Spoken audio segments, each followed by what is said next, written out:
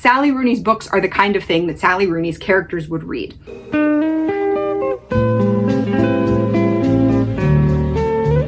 Hey folks, I'm Allison. Welcome to my channel. Today's video is a review of Sally Rooney's newest book, Intermezzo. The first thing that I thought was really interesting about this book is a theme that comes up in a lot of Sally Rooney's work: non-traditional relationship structures. This is represented in the relationships that both Peter and Ivan have in the book. Ivan, because he's a college student who ends up in a relationship with a woman in her late 30s, and for Peter in his relationships with both Naomi and Sylvia. The relationship with Naomi is, again, non-traditional because it has a significant age gap, and definitely Peter is concerned about the way that relationship looks in the book. And then the other relationship that Peter has that is non-traditional is with Sylvia. And that relationship is absolutely fascinating to me. This question of what happens to a romantic relationship when physical intimacy is not possible anymore is one that I always find really interesting in literature. It reminded me, not in terms of the tone, but in terms of addressing this question of the relationship between Jack Barnes and Brett Ashley in The Sun Also Rises. Side note, The Sun Also Rises is a hot girl book. If you like Sally Rooney, you might like The Sun Also Rises, even though Sally Rooney and Ernest Hemingway are very different humans. But back to the relationship with Sylvia. I thought the idea of her cutting off the relationship because she's worried about Peter eventually wanting more physically from her than she can engage in because of her, condition after the accident was such a heartbreaking piece of psychology. Peter seems throughout the book quite open to the idea of sort of a broader definition of sex, to being able to have a sexual relationship with Sylvia that doesn't include just traditional intercourse, that includes, all sorts of different kinds of sexual acts. And by this point, and particularly with an author like Sally Rooney, who is pushing the boundaries of sort of what do romantic and sexual relationships look like, it struck me as sort of interesting that it was Sylvia seemed to take as a given, and the book's perspective, when you talk about literature, sometimes you talk about the character's perspective versus the way that the book is written. Sometimes you get a sense of the book's perspective. And here I thought that the book's perspective seemed to take Sylvia's objection quite seriously. And Sylvia, who is this incredibly educated, seemingly enlightened person, is really unable to internalize in her own personal life the idea of a sort of broader definition of sexuality. It is not totally clear to me by the end of the book, and I think that this is intentional. I think it is not totally clear to Peter and Sylvia by the end of the book whether the only thing really standing in between Peter and Sylvia being traditional sort of romantic life partners is the fact that in the time they've been broken up, Peter has also fallen in love with Naomi, or if the book continues to think, and my sense is that this is sort of the takeaway that they both have and that kind of the book has, that even if not for Naomi, it wouldn't really be possible for these two characters to have a full life partnership of the kind that they had been envisioning before Sylvia's accident. And I thought that was interesting sort of on two fronts, both interesting if you question whether that's really true, in the sense of, interesting that these characters seemed so confined by traditional ideas of what is sex, but also interesting if you take the characters at their word and really are investigating what happens to a romantic relationship if a sexual relationship really is off the table. What aspects of the friendship can sort of sustain you, and to what extent is a romantic relationship being best friends and also being in a sexual relationship, or is there some other sort of spark to the romantic relationship that remains or dies when the sexual aspect is off the table? So I loved the exploration of that relationship. On the other hand, I did think the sort of patness of the ending was a bit of a disappointment. I mean, you have all of these really juicy questions, right, about what's left of the relationship with Sylvia, and what do you do if you're in love with two women and you can't decide which of these romantic relationships is the one that you really want to be in, or if you're in love with someone that you want to be with but they don't want to be with you, and you're sort of in love with someone else but you're not really sure if you're fully in that relationship. I mean, all of these sort of twists and tangles I thought were laid out so beautifully. I was like so stressed for Peter because I didn't have a sense of like what the right thing to do was for him. There wasn't like a relationship I was rooting for, you know? I really was reading the book so torn between these two like visions for Peter's life. And so then at the end, when the answer was like just date them both, it felt like kind of a cop-out for me. And it was like echoes for me of the same disappointment that I felt reading the end of Conversation with Friends. Because there again, that was like, you know, quick spoilers for Conversations with Friends. If you haven't read it, jump ahead like 20 seconds. But the end of that book too, all of the complicated, messy relationship questions get resolved by just the guy deciding to date both women. The idea of being open to different kinds of relationship structures, I think, is one that is great in literature and really interesting, and I like the exploration of it. But setting up such a juicy conflict and then resolving it by just being like, oh, actually, it wasn't a problem at all, they can just all date, that is a bit of a letdown. Another thing that I thought was really interesting about the relationships presented in this book, and this is really specific to the relationship between Peter and Naomi, is the degree to which I felt like Peter was an unreliable narrator when it came to Naomi. Peter seems to think of Naomi, and he describes her this way in the end of the book, and this description actually very annoyingly made it into the book jacket, which I really disliked, because so Peter describes Naomi as a college student for whom life is one long joke. And I think Naomi actually cares a lot. Like, even from the very beginning, when Peter doesn't invite her to his father's funeral and she asks him about it, you know, she's like, oh, you didn't even think about asking me to the funeral, makes me think she wanted to be asked to the funeral. And, you know, I think the end too, when Peter like disappears and she and Sylvia are, you know, really freaking out and looking for him everywhere, right? I think that shows that actually Naomi cares quite a lot about Peter. And Peter is wrong in thinking that she like takes life as one long joke. But that description makes it into the book flap. And so then I came into this book having been introduced, like, this is Naomi, she thinks life is one long joke, from the book's perspective.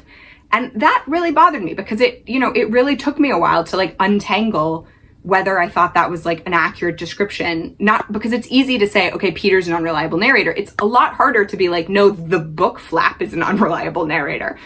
So I was kind of annoyed about that.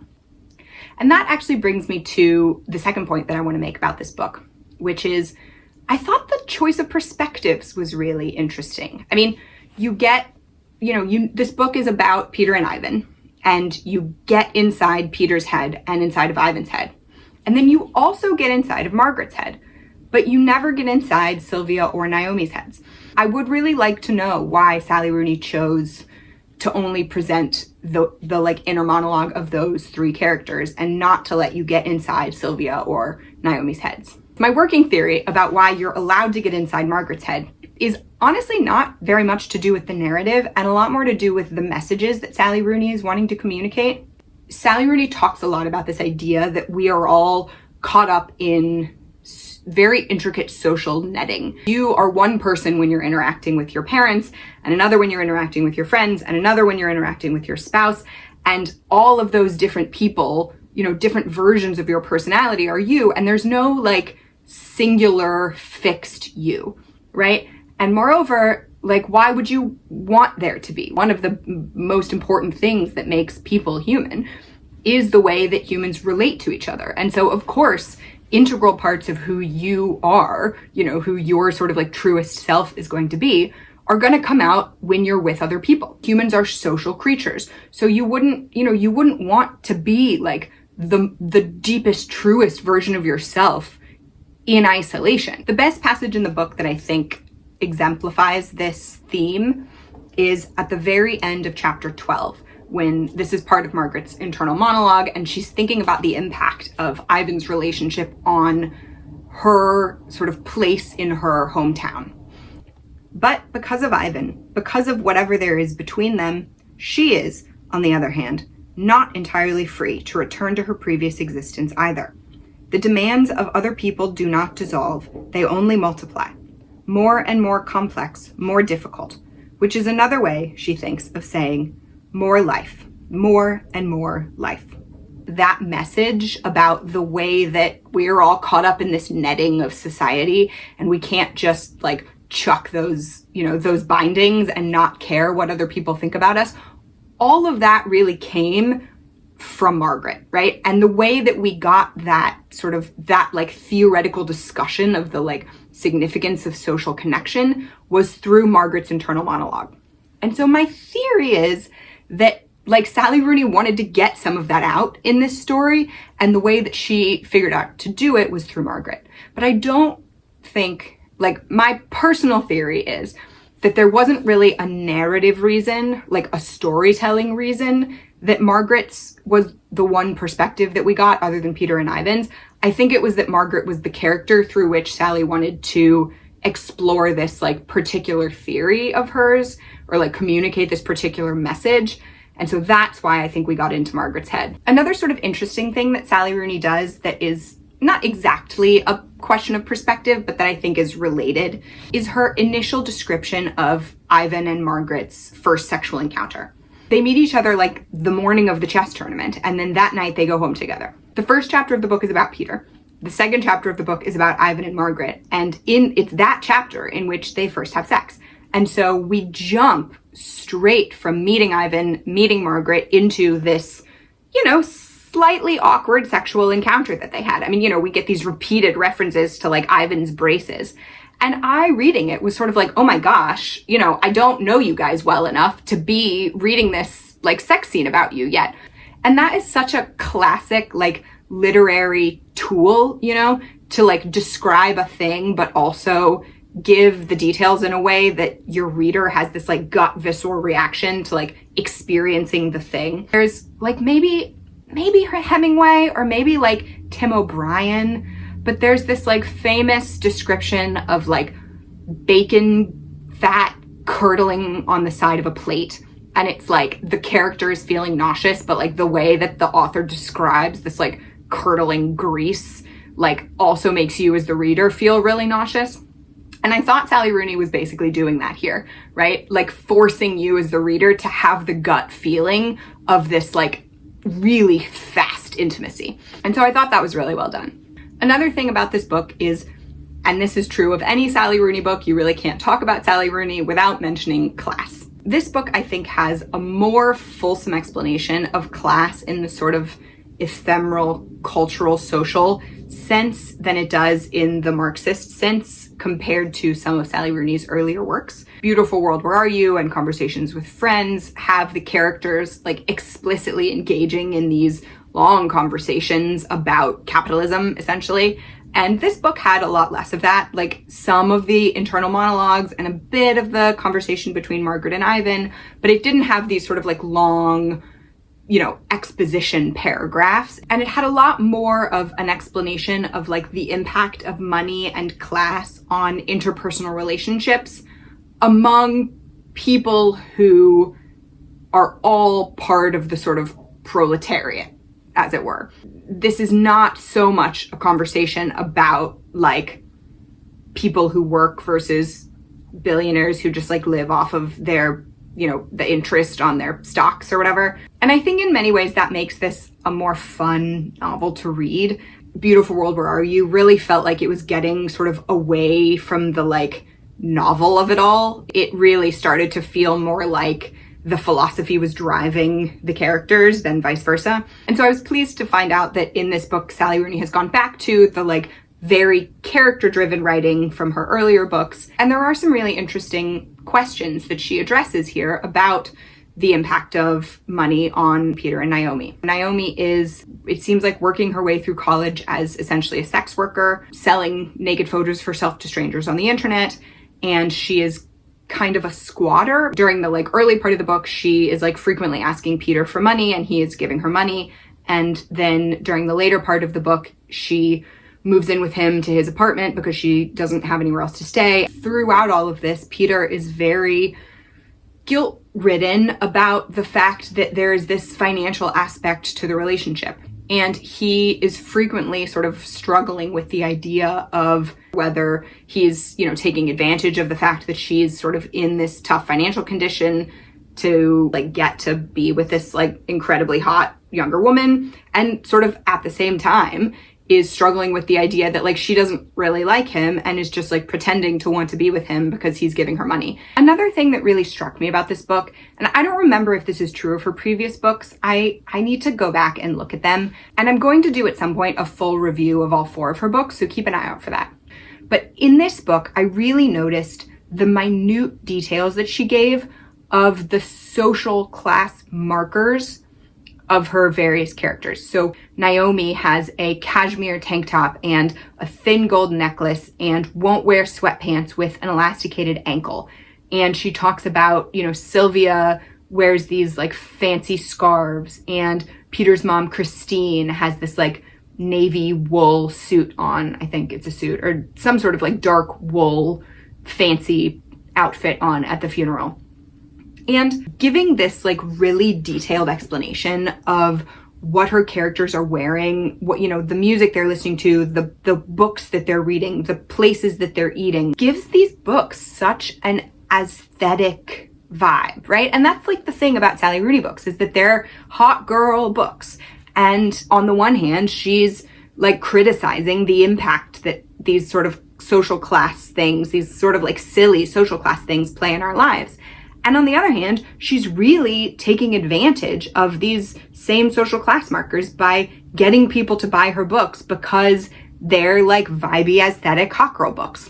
In kind of the same way that like all of her characters are super hot, right? Like this is like the first thing that she tells you is like Peter is really hot and Naomi is really hot and Sylvia is very beautiful, and Ivan, even though he kind of wears the wrong clothes, like he's, you know, over 6 foot and like actually is really hot, because that's what makes people buy the books, right? Like the reason that these books are such like cultural touchstones is in part because they have this great aesthetic vibe. Sally Rooney's books are the kind of thing that Sally Rooney's characters would read. Once you like see it, you can't unsee it, you know? And so I thought that was a really interesting aspect of this book. The last thing that I wanted to talk about is Sally Rooney's famous lack of quotation marks. I did not notice this in a lot of her previous books. I mean, I read Conversations with Friends, like I read the whole book, had no idea anything was missing, and I didn't even realize until I was reading online reviews that she doesn't use them. And so in those early books, it didn't bother me at all. But I cannot say the same thing for this book. This book I found at times was work to read. And I think that's because in addition to not using quotation marks, she has moved away from a lot of other like formatting and grammar conventions. And now it's like hard for my brain to know what the dialogue is. The dialogue in this book, like not only does there not quotation marks, but sometimes she doesn't even start a new paragraph before the dialogue. They'll just be like sentence fragments, like alternating back and forth between the character's internal monologue and the dialogue just in one block paragraph.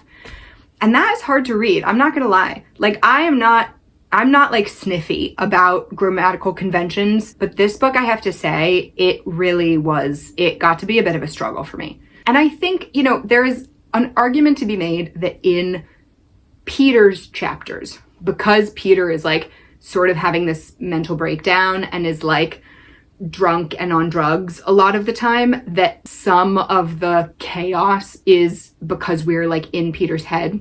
But this wasn't limited to Peter's chapters. Like in the Ivan chapters too, you get some of these really difficult to parse transitions between action, dialogue, and monologue. You know, I wanted to flag that in this review because even as someone for whom that is like not an important aspect of her previous books, it really got to be a lot in this one. I think that's everything that I had to say about this book. I really enjoyed it overall. I would give it an 8 out of 10, a solid 8 out of 10. I hope that you enjoyed this video. If you want to hear more from me, please consider subscribing. And finally, thank you so much for spending some of your one wild and precious life with me watching this video. Goodbye.